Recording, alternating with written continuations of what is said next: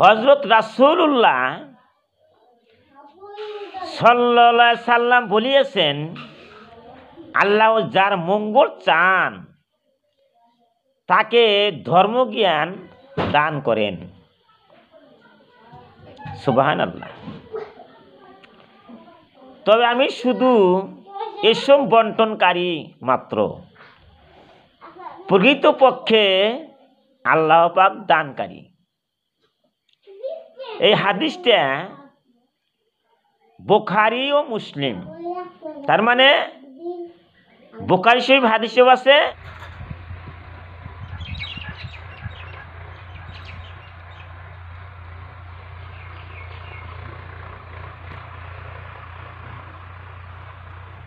এত সুন্দর ঘর বানাইলা, এত সুন্দর ঘর বানাইলা, এই ঘরে থাকিতে পারবা না, কবরেতে যাইতে হবে মাগো চিন্তা হইল না।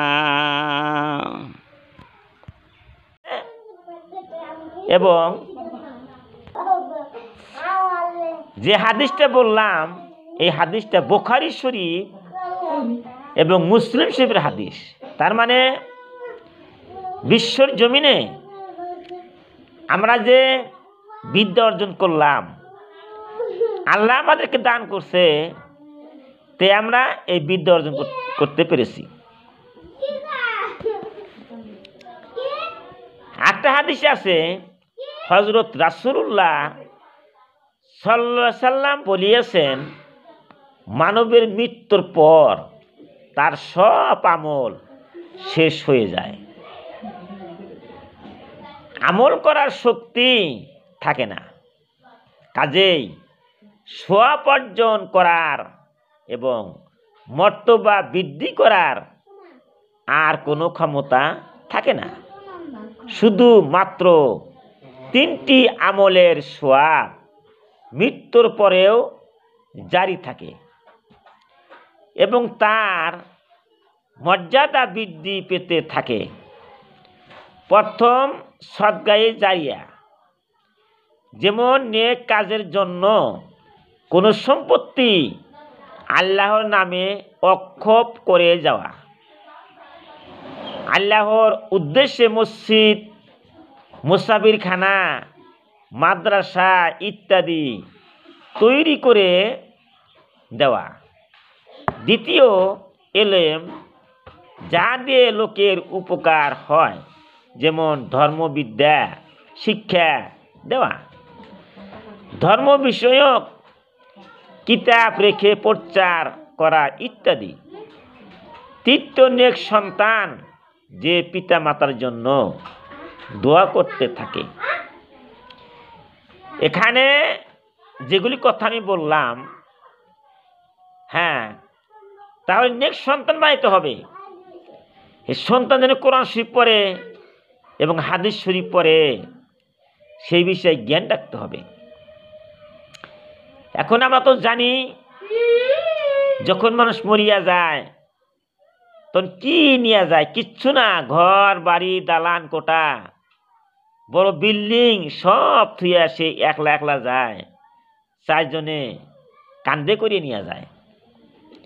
তাই আমার একটা অনুরোধ, আমরা সবাই কিভাবে এলেমকে অর্জন করা যায়, কষ্ট করে হলেও এলেমকে অর্জন করতে হবে। তার সঙ্গে আরেকটা হাদিস আমি বলতেছি, হযরত রাসূল সাল্লাল্লাহু আলাইহি ওয়াসাল্লাম বলেছেন, এলেমে দ্বীন, হযরত রাসূলুল্লাহ সাল্লাল্লাহু আলাইহি ওয়াসাল্লাম বলেছেন, ইলমে দ্বীন অর্জন করার নিয়তে কোনো লোক যে পথ অতিক্রম করবে, আল্লাহ পাক তার জন্য উহা বেহেশতের পথ অতিক্রমের মধ্যে গণ্য করবেন। সুবহানাল্লাহ। এলেমের উদ্দেশ্যে বিদেশে ভ্রমণে বা মাদ্রাসা মসজিদ বা খানকায় গমনে যে পথ চলা হয়, তা যেন বেহেশতেরই পথ চলা হয়। এবং বেহেশতের পথ অতিক্রমের মধ্যে গণ্য হয়। এর দ্বারা বোঝা গেল, যদি আমাদের ছেলেমেয়েরা কোনো মুক্ত মাদ্রাসায় যায়, যখন পিতা মাতারা ছেলেমেয়েকে পাঠাইয়া দিবে, যে রাস্তা দিয়ে যাইবে ওই রাস্তাটা কত সুন্দর, ধন্যবাদ। ওই রাস্তাটা যে আল্লাহর কাছে, হ্যাঁ, আল্লাহ কত যে খুশি হয়, ওই ছেলে মেয়েকে মুক্ত মাদ্রাসায় পাঠাইবেন। ফেরেশতাগণ তালেবে এলেমগণকে, এলেম অন্বেষণকারীগণকে এত ভক্তি করেন এবং ভালোবাসেন যে তাদের জন্য নিজেদের হাত বিছিয়ে দেন। সুবহানাল্লাহ। খাঁটি আলেমদের এত বড় হাত যে তাদের জন্য জমিন বা আসমানের বাসিন্দা সকলেই দোয়া করে। আসমানের বাসিন্দা এখানে বুঝতে হবে, আসমানে যে ফেরেশতারা থাকে, ফেরেশতারা দোয়া করে যারা এলেম হাসিল করে, এলেম বিদ্যা অন্বেষণ করে। এমনকি পানি মাছও তাদের জন্য দোয়া করে।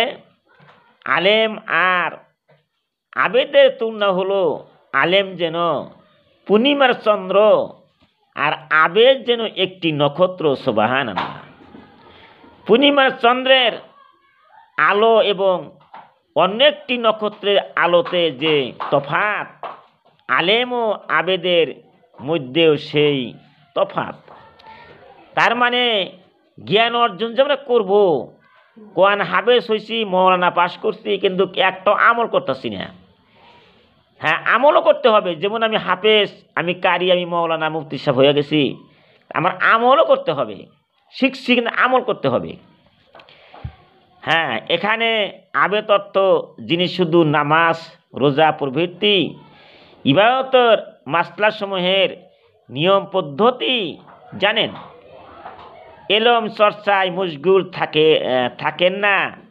আর আলেম অর্থ যিনি তদুপরি অনেক বেশি এলেম জানেন। কিন্তু জানলে কি হবে? যতই আমি জানি যে আমল না করি, তাহলে আল্লাহ অসন্তুষ্ট হয়ে যাবে। আমলও করতে হবে। আমি জানি বেশি, আবার আমলও করতে হবে। এলেম চর্চায় জীবনযাপন করেন আলেমগণ, পয়গম্বরগণের ওয়ারিস।